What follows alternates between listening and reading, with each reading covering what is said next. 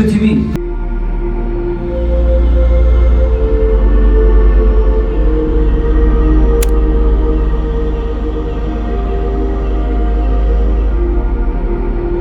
जिस पर अरबों जीव रहते हैं।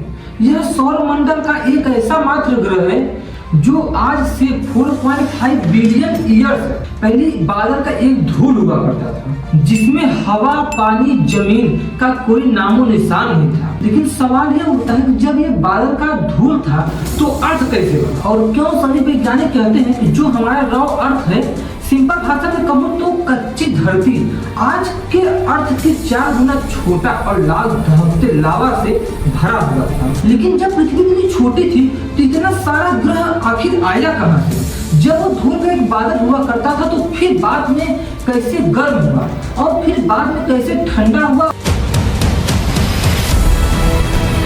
तो चलिए जानते हैं आज से 450 करोड़ साल पहले की बात है कि जिस पृथ्वी पर हम खाते हैं, पीते हैं, सब कुछ करते हैं एक्सेट्रा, कि आखिर वो धरती कैसे बने। दोस्तों, अगर आप चैनल पर पहली बार आए हैं तो वीडियो को लाइक और चैनल को सब्सक्राइब भी जरूर कर लीजिएगा। तो चलिए स्टार्ट करते हैं अपने टॉपिक को। How was the earth created? German के फिलोसोफर इमैनुअल कांट 1755 में अपनी खुद के book universal nature history and theory of the human में लिखते हैं, और फिर उसी बुक में पियर लैटिस जो कि फ्रेंच के फिलोसोफर थे, उन्होंने 1796 में कुछ चेंजेस किए और तब यह बुक आज के दिन में यूनिवर्सल हाइपोथेसिस बन गई है, क्योंकि उन्होंने सौर मंडल की बातें स्पेन में समझाया है। इमैनुअल कांट और पियर लैटिस के अनुसार आज से 4.5 बिलियन ईयर जहाँ पे आज हमारा सोलर सिस्टम है, उस जगह पर बहुत बड़ा धूल और गैस का बादल हुआ करता था, और आज इन्हीं गैस और बादल को टेक्निकली नेबुला कहते हैं। एक तरह से नेबुला को जान और जन्नत का बादल भी कहा जाता है,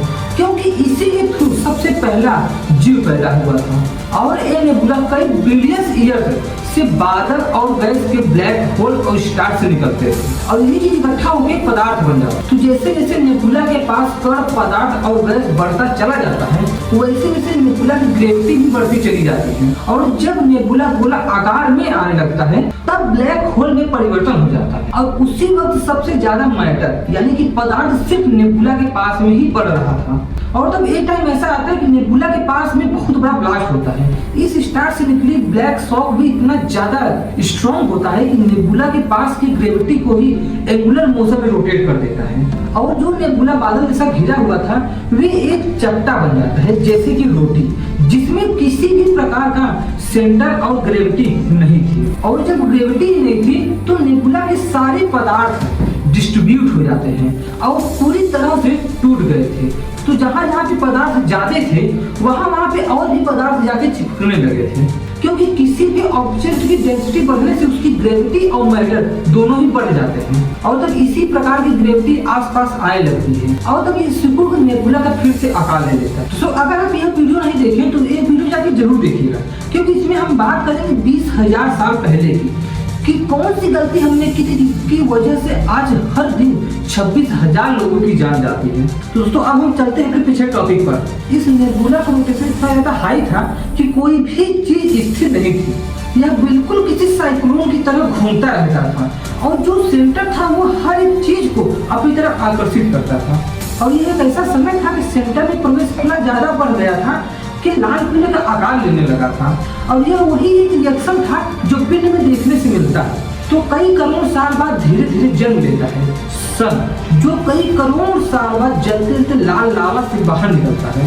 और तब उस सन से 8 ग्रह निकलते हैं, लेकिन ग्रेविटी की वजह से उसके आसपास ही घूमने लगते हैं। एक्चुअली भी निकलते तो कई ग्रह हैं, लेकिन दिखते सिर्फ 8 ही हैं, लाइक मरकरी, वीनस, अर्थ और मार्स। यह एक ऐसे 4 ग्रह हैं जो ग्रेविटी की वजह से उसके आसपास ही नाचने लगते हैं, और ये नाजुक मेटल्स और सिलिकेट्स होते हैं।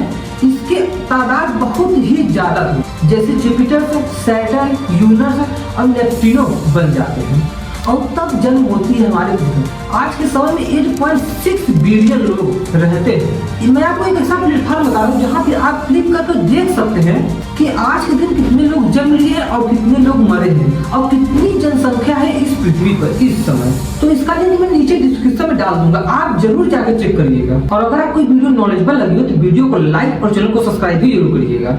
लास्ट तक देखने के लिए धन्यवाद।